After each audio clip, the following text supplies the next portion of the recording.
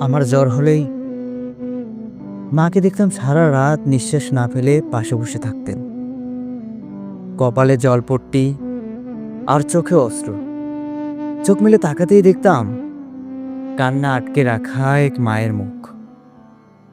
আমি তখন কথা বলতে পারতাম না, তবু বুঝতাম মায়ের দোয়াতেই আমি বেঁচে আছি।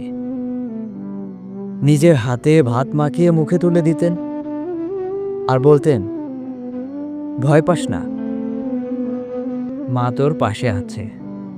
আমি কখনো বলতে পারিনি, মা, মাগো, ও মা, আপনার এই আঁচলটাই আমার আশ্রয়। আপনার স্নেহ ছাড়া এই পৃথিবীতে আমার কোনো জায়গা নেই, সত্যিই জায়গা নেই। ভালো থাকুক পৃথিবীর সকল বাবা মা, এই দোয়াটাই করি। আর আমার এই ভিডিওটা যদি ভালো লাগে অবশ্যই শেয়ার করে পাশে থাকবেন। ধন্যবাদ। সবসময় ভালোবাসা মা বাবার জন্য। খোদা হাফেজ।